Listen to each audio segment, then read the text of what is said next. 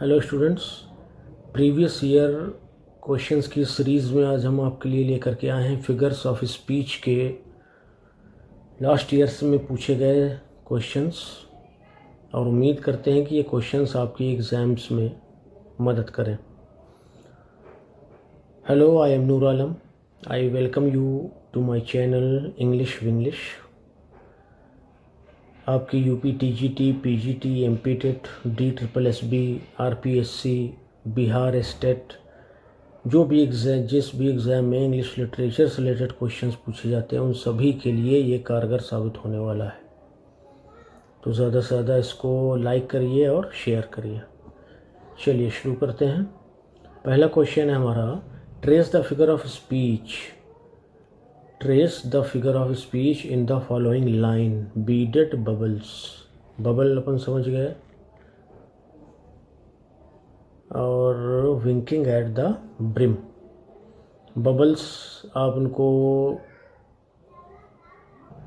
बुलबुला कह सकते हैं, और इन बुलबुलों के लिए वर्ड यूज़ किया इन्होंने विंकिंग। विंकिंग मतलब होता है आँख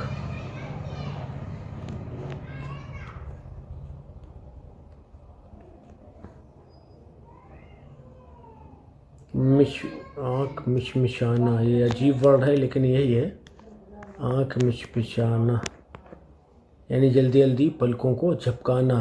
तो बबल्स के लिए विंकिंग यूज़ किया गया है। सीधा इशारा क्या है कि इसमें जो फिगर ऑफ स्पीच होगी हमारी वो पर्सोनिफिकेशन होगी, पहली बात। दूसरी बात क्या है, अगर आप और ध्यान से इसको देखेंगे तो इसमें आपका beaded B, bubble B, brim B. अगर यहाँ पे पर्सोनिफिकेशन ना हो करके एलिट्रेशन होता, figure of speech alliteration. Alliteration मतलब किसी साउंड का बार बार रिपीट होना।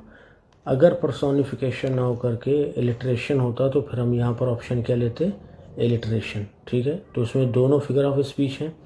पर्सोनिफिकेशन भी है क्योंकि बबल्स के लिए विंकिंग का यूज़ किया गया है, और दूसरी बात इसमें एलिट्रेशन भी है क्योंकि बी साउंड जो है वो 3 बार इसमें रिपीट हुआ है। चलिए नेक्स्ट क्वेश्चन देखते हैं। नेक्स्ट क्वेश्चन है हमारा, ये वही बात है जो अभी हमने डिस्कस करी है। मैच लिस्ट ए विथ मैं list 2 and select the correct answer using the code given. चलिए पहले इसको थोड़ा सा एडजस्ट कर लें कि चारों ऑप्शन अपने को दिखने लगे। अब ठीक है, चलिए देखते हैं। सिमिली, अगर किसी भी सेंटेंस में एज दिया हो या लाइक दिया हो तो इस कंडीशन में वो हमारा क्या होता है, सिमिली। तो सबसे पहले इसी को ढूंढ लेते हैं। ये हमारा लाइक दिया हुआ है, लाइक ये मिल गया, तो ये हो गया ए का 4th नंबर। ठीक है। मेटाफर, मेटाफर जहाँ पर एज और लाइक ना दे करके कंपैरिजन किया जाए। The camel is the ship of desert. Camel is like the ship of desert, यानी कैमल की तुलना जो है वो शिप से की गई है विदाउट यूजिंग लाइक और एज। तो ये हमारा मेटाफर हो गया। पर्सोनिफिकेशन में क्या है कि नॉन लिविंग थिंग्स को अपन लिविंग मान लेते हैं। यहाँ पर देखिए दिया क्या है, death lays his icy hands on kings. तो सी का क्या हो जाएगा 2। डेथ इनएनिमेट यानी नॉन लिविंग थिंग है, उसके लिए यहाँ पर यूज़ किया गया है हैंड्स का। ठीक है, तो ये हमारा क्या हो गया, पर्सोनिफिकेशन। एपिग्राम, किसी छोटी सी बात में बहुत बड़ी बात छिपा होना, वो हमारा क्या होता है, एपिग्राम होता है। व्हाट ऑफन वाज थॉट, जो अक्सर सोचा गया but never so well expressed, जितने अच्छे से उसको सोचा गया उतने अच्छे से उसको एक्सप्रेस नहीं किया गया।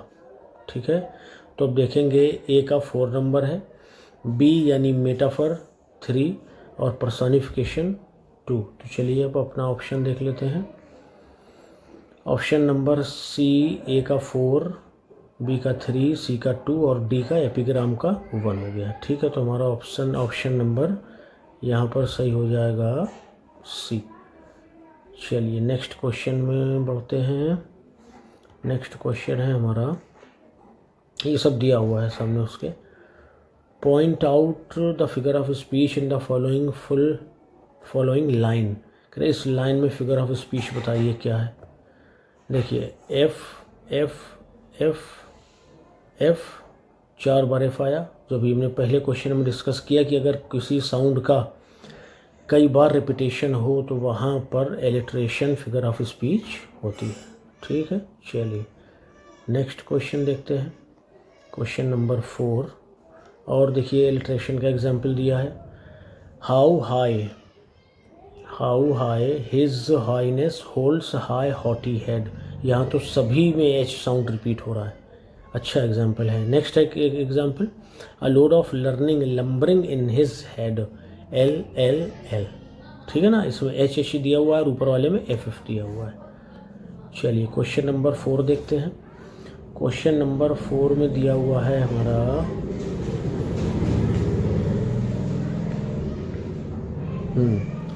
Name the figure of speech in the following expression, a citizen of no mean city. जब किसी बात को नो या नॉट से मनवाने की कोशिश की जाए, यानी किसी बात को सही बताने के लिए उसमें निगेटिव का यूज़ किया जाए, तो वहाँ पर लाइटोटेस फिगर ऑफ स्पीच होता है। ये ध्यान रखिए, या तो उसमें नो दिया होगा या नॉट दिया होगा, और किसी अफर्मेटिव बात को अफर्मेटिव को निगेटिव में बताया जाएगा, तो वहाँ पर क्या होता है, लाइटोटेस। ठीक है, चलिए नेक्स्ट क्वेश्चन देखते हैं। Select from the given alternatives the figure of speech. चलिए देखते हैं, the whole city went out to see the victorious general. यहाँ पर देखिए द होल सिटी, पूरा शहर देखने गया। अब यहाँ पर पर्सोनिफिकेशन भी हो सकता था लेकिन वो नहीं दिया है।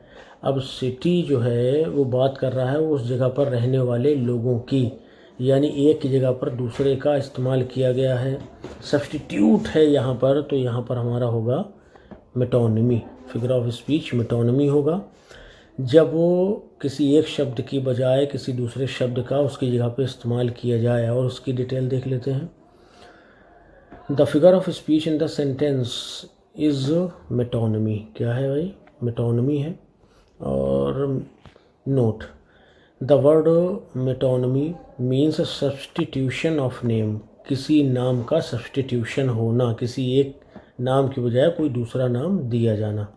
नीचे देखते हैं क्या दिया है इसमें, जैसे थ्रोन फॉर मोनार्क और मोनार्की, राजा के लिए या उसकी सत्ता के लिए थ्रोन यानी सिंहासन का यूज़ किया जाना, बेंच का यूज़ किया जाना जज के लिए, ये भी मेटोनिमी है। पेन का इस्तेमाल किया जाना राइटिंग के लिए, ये भी मेटोनिमी है। सोर्ड का इस्तेमाल किया जाना सोल्जर के लिए, ये भी मेटोनिमी है। और कॉमन एग्जाम्पल जिसे अपन कह सकते हैं कि आई रेड मिल्टन, मैंने मिल्टन को पढ़ा है। अब मिल्टन कोई पढ़ने की चीज़ तो नहीं है, इंसान है वो, यानी उसके वर्क को पढ़ा है, इनका कहने का मतलब ये है। ठीक है, तो ये भी एक एग्जाम्पल हो सकता है। I have read Milton, I have read Wordsworth, I have read Keats, Shelley, बहुत सारे एग्जाम्पल हो सकते हैं इसके। चलिए next question, in ode to nightingale, O for a draught of vintage that hath been cooled a long age in deep delved earth testing of flora and the country green। आगे इसमें देखिए क्या दिया है, डांस एंड प्रिवेंकल सॉन्ग एंड सनबर्ट मर्थ। अब इसी में बताना है कि सनबर्थ मर्थ इज़ एन एग्जाम्पल ऑफ, किसका एग्जाम्पल है, तो ये एग्जाम्पल है हमारा साइनेथेसिया का। सिनेथेसिया भी कह सकते हैं, सिनेथेसिया का एग्जाम्पल है। क्यों है देखिए नीचे अपन डिटेल में देखेंगे। Sunburnt mirth from the given excerpt poem ode to nightingale by John Keats is an example of synesthesia. ठीक है, the poem focuses on a speaker standing in a dark forest, ये कोई बेकार, ये देखिए अब यहाँ पे है main, is a rhetorical or figure of speech where one sense is described in terms of another, किसी एक सेंस को किसी दूसरे के सेंस में, किसी दूसरे सेंस में व्यक्त किया जाना, वो हमारा सिनेस्थेसिया कहलाता है। The poem absences is written by, ये भी क्वेश्चन कहाँ से कहाँ आ चुका है। ये जो किताब है ये लिखी है हमारे डॉम मूरे ने या मूरेस ने। क्वेश्चन नेक्स्ट देखिए, ये भी अपने मतलब का क्वेश्चन नहीं है, अब हमारे मतलब का क्वेश्चन आया है। Which of the following options correctly points out the figure of speech. इसमें भी फिगर ऑफ स्पीच देखना है। The child is the father of man, बच्चा जो है वो पिता का बाप है, सॉरी एक इंसान का बाप होता है। तो इसमें क्या होगा, ये होगा हमारा पैराडॉक्स। कोई बात अजीब हो सुनने में लेकिन उसमें सच्चाई छिपी हो, तो वहाँ पर हम बात करते हैं कि वो क्या है, पैराडॉक्स है। The child is the father of man, अजीब भी लग रहा है सुनने में लेकिन सच्चाई भी छिपी है उसमें। नेक्स्ट क्वेश्चन देखते हैं। हाँ, इसमें ये पॉइंट देख लीजिए। Paradox is a seemingly absurd, विचित्र लगता है सीमिंगली सामने से देखने में, और कंट्राडिक्टरी स्टेटमेंट प्रोपोजिशन, या आमतौर पे अनुपातिकता में कंट्राडिक्टरी भी होता है। तो उसको हम क्या कहते हैं, paradox. Identify the figure of speech. The sun came up upon the left, out of the sea came he, and he shone bright, and on the right went down into the sea. यहाँ पर देखिए personification तो लग रहा है, alliteration नहीं हो सकता है, ओनोमोटोपोइया नहीं हो सकता है, आवाज़ की बात नहीं हो रही है, हाइपरबोल हो सकता है। तो इन दो ऑप्शन में से अपने को चुनना है। तो इसका जो आंसर है वो हमारा है डी, पर्सोनिफिकेशन ही है, जो हमारा आइडिया था पहले कि क्योंकि यहाँ पर सन के लिए देखेंगे, केम अप सूरज आया, अपॉन द लेफ्ट बाईं ओर से, आउट ऑफ द सी समंदर से बाहर, केम ही वो आया, एंड ही शोन ब्राइट वो बहुत तेज़ चमका, एंड ऑन द राइट और दाहिने तरफ जा कर के वेंट डाउन इनटू द सी, और दाईं तरफ समुद्र में जा कर के वेंट डाउन डूब गया। ठीक है, तो ये हमारा क्या होगा भाई, पर्सोनिफिकेशन होगा। क्यों होगा, क्योंकि सन को एक लिविंग थिंग मान लिया गया है जबकि वो एक नॉन लिविंग थिंग है। चलिए क्वेश्चन नेक्स्ट देखते हैं।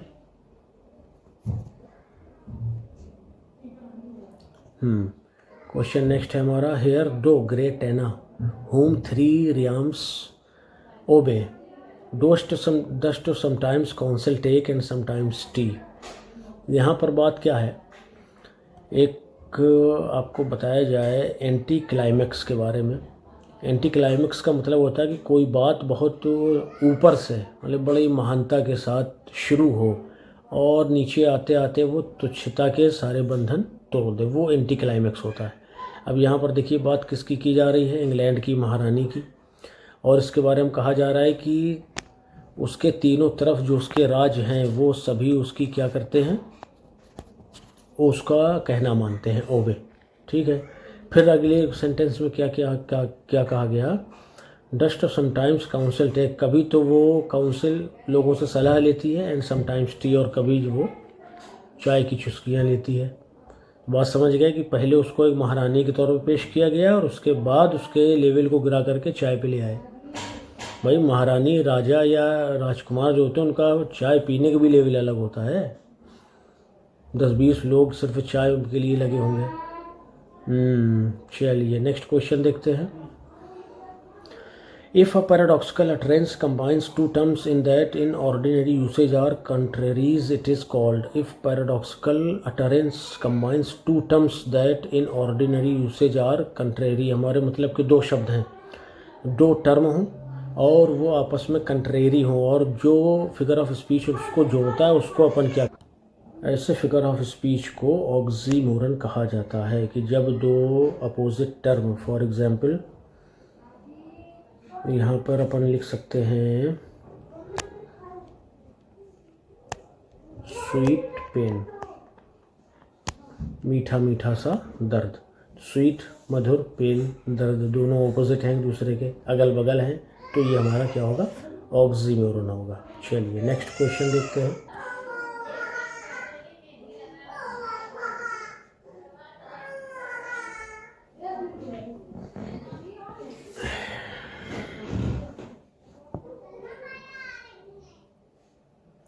इलिट्रेशन हम पहले भी बात कर चुके हैं कि जब किसी एक साउंड का बार बार रिपीटिशन हो तो उसके लिए हम इलिट्रेशन का यूज़ करते हैं। तो पढ़ते हैं अपन, it is the use of a vague or equivocal expression, नहीं। It is the contrast of opposition in meaning, नहीं। ये पैराडॉक्स, एंटीथीसिस वगैरह होता है। It is the repetition of speech sound in a sequence of nearby words, ये हमारा option सही। चलिए नेक्स्ट क्वेश्चन देखते हैं, 16 number. Which figure of speech do we see in the following expression, he was a good teacher but a poor student. यहाँ देखिए, एक तो ये बट दिया हुआ है और फिर यहाँ पर गुड टीचर और उसके बाद पुअर स्टूडेंट, ये दो आपस में इनकी तुलना हो रही है जो ऑपोजिट हैं, गुड और पुअर समझ लीजिए, बीच में बट लगा हुआ है, तो ये हमारा होगा एंटीथेसिस। चलिए नेक्स्ट क्वेश्चन देखते हैं। Which figure of speech do we see, alone alone all alone. फिर से क्या हो रहा है, एक ही साउंड बार बार रिपीट हो रहा है, ऑल ऑल ऑल, अलोन, और यहाँ पर भी ये देखिए डब्ल्यू डब्ल्यू दो बार आया है, तो यहाँ पर एलिट्रेशन, रिपीटेशन ऑफ साउंड की वजह से क्या होगा, एलिट्रेशन होगा। चलिए नेक्स्ट क्वेश्चन देखते हैं। फुल, देखिए अभी जो अपन ऊपर बात करके आए हैं, फुल फैदम 5 दाई फादर लाइज, ये एलिट्रेशन का एग्जाम्पल इसमें दिया हुआ है, ठीक है। चलिए नेक्स्ट क्वेश्चन की बात करेंगे। नेक्स्ट क्वेश्चन है हमारा 18 में, which figure of speech do we see in the following expression, 10,000 saw I at a glance. Daffodils की लाइन्स है, वर्ड्सवर्थ ने जो लिखी है, और इसमें जो है इन्होंने कहा है कि मैंने एक ही बार में 10,000 देखे, तो इसका मतलब है कि ये थोड़ा सा एक्सेजरेट कर रहे हैं। तो अपन क्या यूज़ करेंगे यहाँ पे, एक्सेजरेट करने के लिए हम लोग यूज़ करते हैं क्या, हाइपर बोल, ठीक है, हाइपर बोल का यूज़ किया जाता है। चलिए क्वेश्चन नेक्स्ट देखते हैं, 19 नंबर। 19 में क्या पूछा गया है वो देख लेंगे अपन। Choose one word from the option which describe the phrase most accurately, gradual recovery from illness. ये वन वर्ड सब्स्टिट्यूशन भी इसमें दे दिया है बीच में। चलिए ये हमारा होता है कॉन्वेलेसेंस, ये पिछले टीजीटी 2021 में पूछा गया क्वेश्चन है, धीरे धीरे रिकवर होना। पनेसिया हम लोग जानते ही हैं। अगला है, what is the word for a play on words, फिर से क्वेश्चन रिपीट है। पन, फिगर ऑफ स्पीच पन होता है जिसमें शब्दों के साथ खेला जाता है। नेक्स्ट क्वेश्चन देखेंगे 21, identify the sentence with a metaphor. Metaphor का example, the camel is the ship of desert, पहले ही है कि कैमिल को शिप ऑफ द डिज़र्ट कहा गया है without using as and like, यानी बिना तुलनात्मक शब्द दिए, तुलना के शब्द दिए कैमिल को शिप ऑफ द डिज़र्ट कहा गया है, इसलिए यही हमारा मेटाफर का एग्जांपल हो जाएगा। नेक्स्ट देखते हैं अपन, 21 पे आ गए हैं, अब अपन 22 की बात करेंगे। विच of the following is not an example of oxymoron, deliberate mistake, foolish eater. Deliberate mistake, जानबूझ के गलती करना, ये क्या होगा, ये हमारा ऑक्सीमोरन है। ओरिजिनल कॉपी, ओरिजिनल कॉपी मतलब नकल हो गई, ओरिजिनल मतलब असली, असली कॉपी क्या मतलब है, असली तो असली होगा, कॉपी का कोई सवाल ही नहीं है, तो ये भी हमारा क्या है, ऑक्सीमोरन। ये भी ऑक्सीमोरन। ऑर्गेनाइज्ड मैस, बहुत ही संगठित, सिक्सेस एंड सेवेंसेस, तितर बितर चीज़ें पड़ी हुई हैं, अच्छा है ये भी। तो हमारा जो आंसर होगा वो क्या होगा, फूलिश इडियट। फूलिश मूर्ख, इडियट भी मूर्ख, तो दोनों सेम है, इसमें कोई कंट्रास्ट नहीं है, तो हमारा आंसर हो जाएगा फूलिश इडियट। नेक्स्ट क्वेश्चन है, which of the following is not an example of onomatopoeia. Onomatopoeia का एग्जाम्पल बताना है। ओनोमाटोपोइया क्या होता है, ऐसा फिगर ऑफ स्पीच जिसमें sound suggests the meaning, sound जो होता है वो मीनिंग बताता है, या साउंड से हम उसकी बात को समझ पाते हैं। Hail is rattling upon the roof, ये हमारा ओनोमाटोपोइया है। The kingfisher flew fast like a piece of the blue sky, इसमें कहीं पर कोई भी साउंडिंग वर्ड नहीं आ रहा है, इसमें देखिए रैटलिंग आ रहा है, सिजल आ रहा है, दूसरे में creek of the branches, creek हो गया, ये सब साउंडिंग वर्ड्स हैं। साउंडिंग वर्ड्स को एक बार आप याद कर लेंगे तो ओनोमाटोपोइया को पहचानना बहुत आसान है। ठीक है, चलिए तो हमारा आंसर हो जाएगा बी नंबर। आंसर क्या होगा हमारा?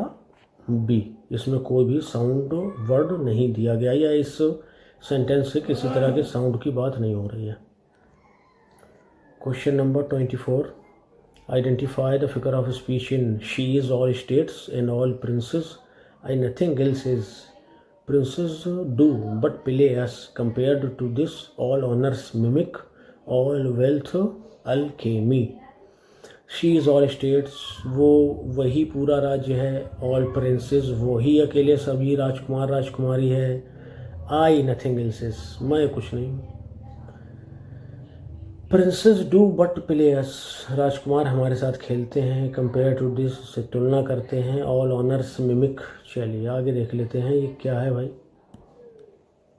B metaphor. क्यों है मेटाफर वो समझते हैं पहले। It contains two simple metaphors. The first equates his lover with all countries. Second, he compares himself to all rulers. ठीक है, जैसे कि इसमें कहा गया है कि she is all states, यानी she वही पूरी स्टेट है या कंट्री है, तो इसलिए यहाँ पे क्या हो गया हमारा? मेटाफर हो गया। क्वेश्चन नेक्स्ट है, life is a dream, metaphor है। Variety is the spice of life, metaphor है। देखिए आसान बात क्या है कि जो भी सेंटेंस है मेटाफर वाला उसमें एज या लाइक बहुत आसानी से फिट हो जाता है। जैसे life is like a dream, fit हो गया। Variety is like the spice of life, तो जब इसको आप हटा देंगे तो ये मेटाफर हो जाएगा। चलिए नेक्स्ट क्वेश्चन देखते हैं 25, ही ले all night on his sleepless pillow. जब किसी नॉन लिविंग थिंग को ऊपर किसी व्यक्ति के यानी ह्यूमन के हाव भाव को क्या कर दिया जाए? ट्रांसफ़र कर दिया जाए, तो वो हमारा ट्रांसफर्ड एपिथेट कहलाता है। जैसे आप एक एग्जांपल ध्यान करिए, elegy written in a country churchyard, जिसमें थॉमस ग्रे ने लिखा है the ploughman plods his weary way. उसमें उन्होंने क्या इस्तेमाल किया है? वियरी वे, थका हुआ रास्ता। वही रास्ता तो नहीं थकता ना, उसमें चलने वाले लोग थकते हैं। तो दोनों ये क्या हैं? ये हमारे ट्रांसफ़र एपिथेट के एग्जांपल है। चलिए आगे देखते हैं। स्लीपलेस नाइट हो गया, cruel, suicidal sky, wonderful day, cruel, बहुत सारे एग्जांपल हो सकते हैं इसके। 26, फिगर ऑफ स्पीच को आइडेंटिफाई करना है। He is a cheerful pessimist, cheerful खुशी, पेसिमिस्ट निराशावादी है, यानी ऐसा निराशावादी है जो खुश रहता है। दो ऑपोजिट या कंट्राडिक्टरी शब्द एक साथ लिखे हुए हैं, इसका मतलब है कि ये ऑक्सीमोरन है। चलिए नेक्स्ट एग्जांपल देखते हैं, नेक्स्ट क्वेश्चन देखते हैं, sorry. Find out figure of speech, चलिए देखते हैं। Speech is silver but silence is golden. देखिए पहले भी एक एग्जाम्पल है, इसमें बट का यूज़ किया गया था। ठीक है, सिल्वर और गोल्डन ये दोनों आपस में ऑपोजिट हैं। स्पीच और साइलेंस ये आपस में ऑपोजिट हैं और बीच में बट लगा है, तो इसका मतलब है कि ये एग्जाम्पल है किसका? एंटीथेसिस का। ठीक है, तो जब कोई कंट्राडिक्टरी शब्द या फ्रेज़ हमारे बट से जोड़े जाएं तो उनमें most of the cases antithesis होता है। ठीक है, चलिए नेक्स्ट क्वेश्चन देखते हैं। The statement I came I saw I conquered, ये स्टेटमेंट मैं आया, मैंने देखा और मैंने जीत लिया, ये किसका एग्जाम्पल है? एनाफोरा का एग्जाम्पल है। एनाफोरा का एग्जाम्पल क्यों है? कि जब एक सेंटेंस में कई फ्रेजेस दिए हों और वो फ्रेजेस किसी एक ही शब्द से शुरू हो रहे हैं, 3 फ्रेज दिए हैं, तीनों जो है आई से शुरू हो रहे हैं, सेम फ्रेजेस से शुरू हो। ठीक है, तो ये हमारा एनाफोरा हो जाएगा। चलिए नेक्स्ट क्वेश्चन देखते हैं। 28 हो गया, 29 पे आ जाइए। 29, point out the figure of speech in the following. He was dreaming dreams to moral ever dared to dream before.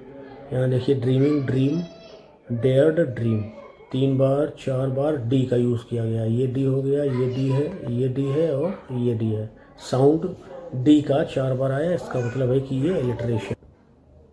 चलिए नेक्स्ट क्वेश्चन देखते हैं।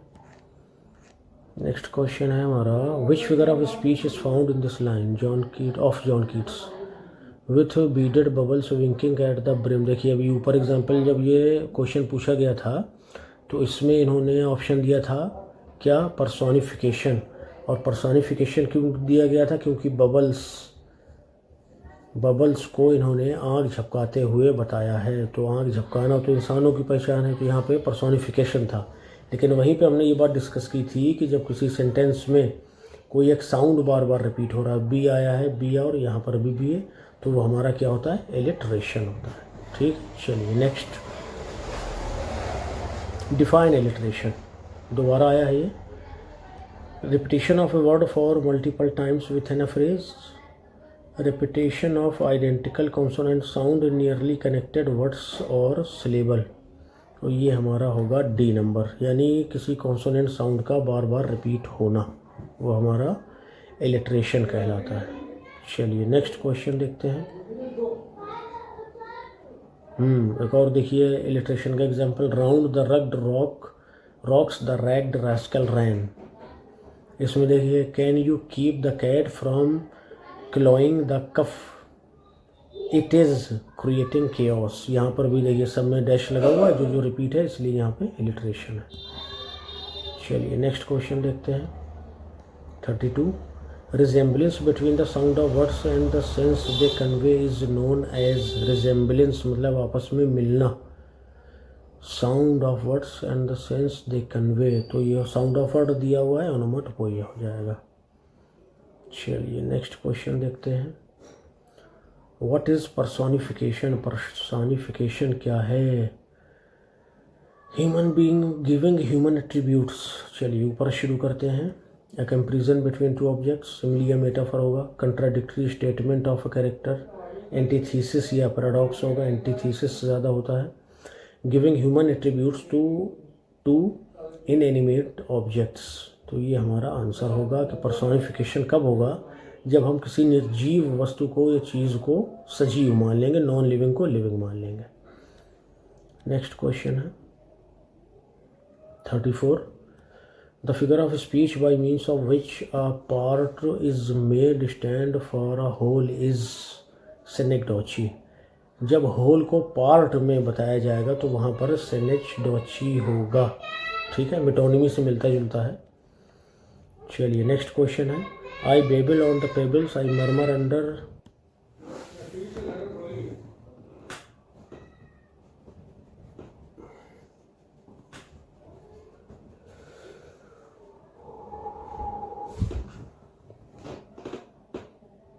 सॉरी, थोड़ा सा कमर को सीधा करना था।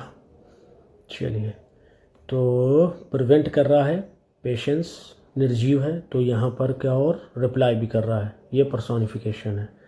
ये लाइंस जो हैं वो ली गई हैं किससे, ऑन हिज ब्लाइंडनेस से, और इसके राइटर हैं जॉन मिल्टन। चलिए नेक्स्ट देखते हैं। क्वेश्चन नंबर 37 आ जाइए। Strange sights invisible to see from Donne's go and catch a falling star. ये जो है हमारा पैराडॉक्स, भाई पर स्ट्रेंज साइट्स देखने में विचित्र, इनविजिबल टू सी अदृश्य है देखने के लिए, तो वो दो बातें जो है जो कंट्राडिक्टरी हैं उनको रखा गया। गो and catch a falling star, जाओ और ज़रा दौड़ के उस गिरते हुए तारे को पकड़ लो। यहाँ देखिए एक्सप्लेनेशन में क्या दिया है, एक्सप्लेनेशन में दिया गया है आपका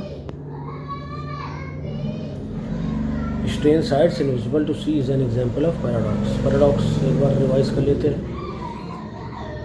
A paradox is a statement that seems on its face to be logically contradictory or absurd, yet turns out to be interpretable in a way or that makes sense। देखिए, पैराडॉक्स एक ऐसा statement होता है जो बाहर से देखने में seems to be illogically contradictory, कि वो कंट्राडिक्टरी है या अब्सर्ड विचित्र है, लेकिन उसको किसी न किसी तरह से अपन इंटरप्रेट कर सकते हैं, ये पैराडॉक्स होता है। चलिए आगे देखते हैं। ओ वाइल्ड वेस्ट विंड, इसमें बहुत ओ दिया है, वाइल्ड वेस्ट विंड को बुलाया जा रहा है, यानी एपोस्ट्रॉफी है। जब किसी को, किसी अब्सेंट को, किसी डेड को पुकारा जाए, उससे बुलाया जाए, एड्रेस किया जाए, तो वहाँ पर अपन एपोस्ट्रॉफी फिगर ऑफ स्पीच लेते हैं। नेक्स्ट क्वेश्चन है, nor cast one longing lingering look behind. ये भी आंसर है L L L and L. ठीक है, 3 एल रिपीट हो रहे हैं, तो यहाँ पर रिपीटेशन के लिए हमने क्या फिगर ऑफ स्पीच बताया है, एलिट्रेशन होगा यहाँ पे। कंडीशन ध्यान रखिए, बाकी सब आसान है। एन ऑक्सीमोरन, ऑक्सीमोरन क्या होता है, pairs contradictory words in order to express new और कॉम्प्लेक्स मीनिंग। ठीक है, ए होगा इसका। ऑक्सीमोरन क्या होता है, पेयर जोड़ा होता है कंट्राडिक्टरी वर्ड्स का। ठीक है, चलिए नेक्स्ट क्वेश्चन देखते हैं 41। Metonymy is use in which of the following sentence from Macbeth. Macbeth की किस लाइन में मेटोनमी का यूज़ किया गया है। And yet wouldst wrongly win, और तुम गलत तरीके से जीते। I drink to the general joy o' the whole table. So foul and fair a day I have not seen. इतना फाउल एंड फेयर, ये अच्छा है, ये पैराडॉक्स या ऑक्सीमोरन भी हो सकता है। फाउल मतलब गलत, फेयर मतलब जायज़। कहेंगे ऐसा foul and fair day I have not seen, मैंने नहीं। तो यहाँ पर जब हम देखते हैं o' the whole table, whole table मतलब उस टेबल में बैठे हुए लोगों की बात की जा रही है, तो यहाँ पर हमारा क्या हो जाएगा, मेटोनमी हो जाएगा। तो हमसे पूछा भी वही गया कि मेटोनमी का एक एग्जाम्पल बता दीजिए, तो हमारा सी हो जाएगा। चलिए क्वेश्चन नेक्स्ट है, और नेक्स्ट क्वेश्चन क्या कह रहा है देखते हैं। एप्रोप्रिएट फिगर ऑफ स्पीच अपने को बताना है। He watches from his mountain walls, वो अपनी माउंटेन पर्वतों की दीवारों से देखता है। And like a thunderbolt he falls, और बिजली की तरह गिर जाता है। और लंबी छोड़ दी है इन्होंने, तो यहाँ पर होना क्या चाहिए, किसी बात को बहुत बढ़ा चढ़ा करके बताना क्या कहलाता है भाई, हाइपर बोल कहलाता है। ठीक है, चलिए हाइपर बोल हो जाएगा ये। अगला क्वेश्चन नंबर 43 में चलते हैं। सिमिली, ओहो हो, एक मिनट देखिए, ये होता है यहाँ पर पहले तो बात को बढ़ा चढ़ा कर बोला गया, कंफ्यूज ये क्लियर कर दिया गया कि इसमें क्या होगा, हाइपर बोल होगा। लेकिन जो हमसे मिस हो गया शब्द वो क्या है, लाइक। लाइक है, इसका मतलब है कि ये सिमिली होगा। क्या होगा भाई, सिमिली होगा। अरे देख लिया, नहीं तो एक गोलियां भी खतरे में गया था।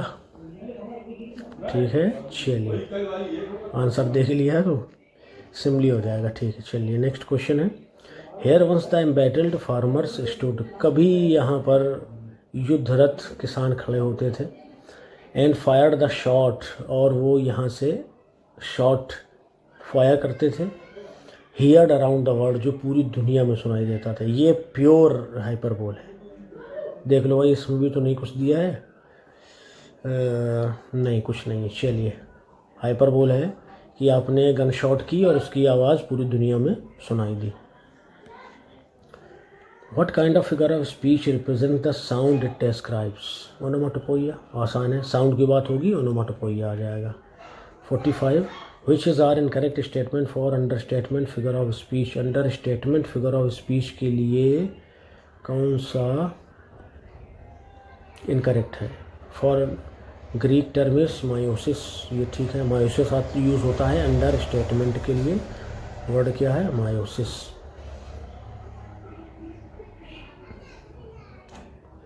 It does not represent something as very much less in magnitude than it really is, ये भी सही है।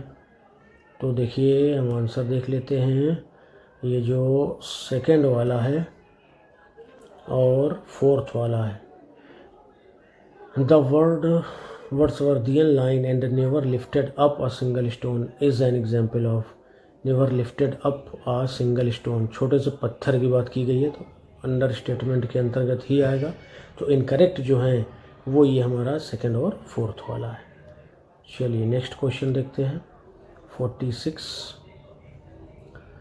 Find out the figure of speech. He received a मॉर्टल wound. मॉर्टल wound, wound क्या है?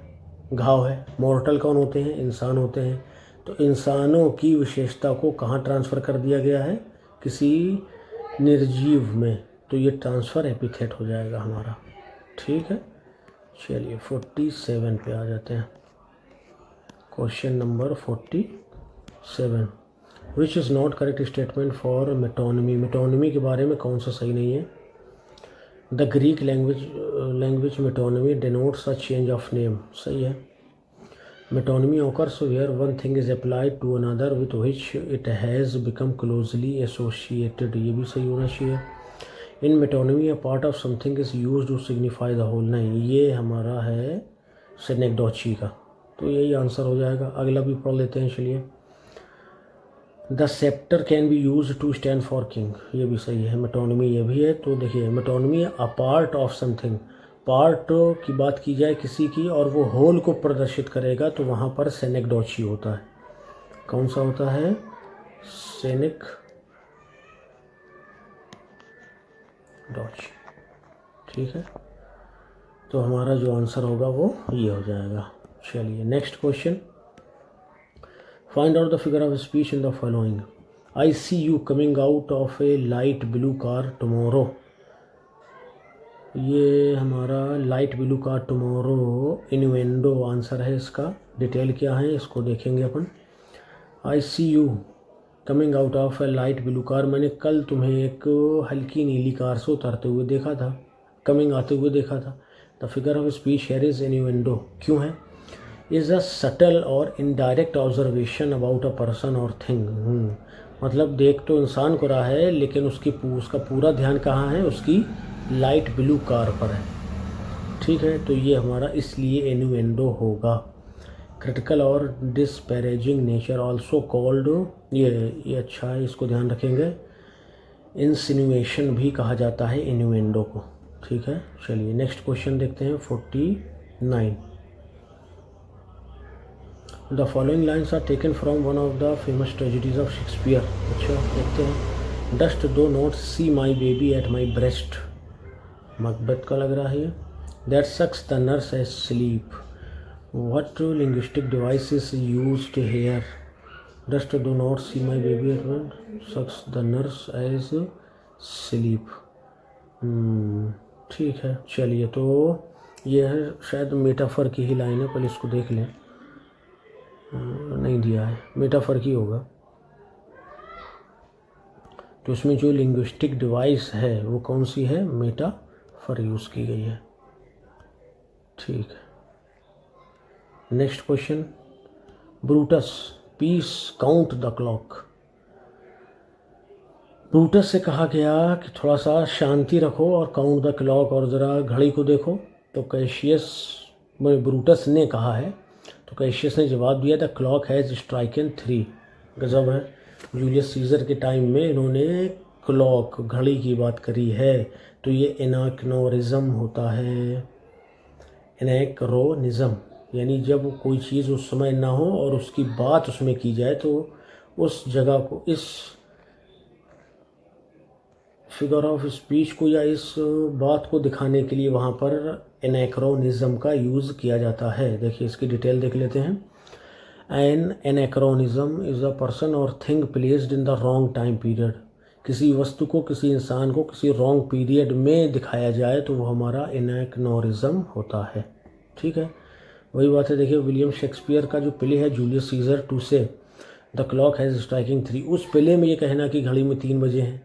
Since modern mechanical clocks were not invented, जबकि modern mechanical clock जो है उस समय तक इन्वेंट ही नहीं हुई थी। Until many hundreds of years later, ये तो बहुत सालों बाद इन्वेंट हुई हैं, लेकिन उसको कहाँ दिखाया गया है? जहाँ पर उससे नहीं होना चाहिए। तो ये हमारा क्या हो जाएगा? एनाक्रोनिज्म। कोई ऐसा ही चीज़ या वस्तु जो उस समय नहीं होनी चाहिए, इंसान को नहीं होना चाहिए, उसको उस स्थान पर समय पर दिखा दिया जाए। ठीक है फ्रेंड्स, आज के लिए इतना काफ़ी है। टोटल हमारे 50 क्वेश्चंस हो चुके हैं। उम्मीद है कि आज ये सेशन, ये वीडियो आपके लिए हेल्पफुल होगा। अच्छा लगे तो लाइक शेयर कीजिए। मिलते हैं नेक्स्ट वीडियो में। Till then bye bye, thank you.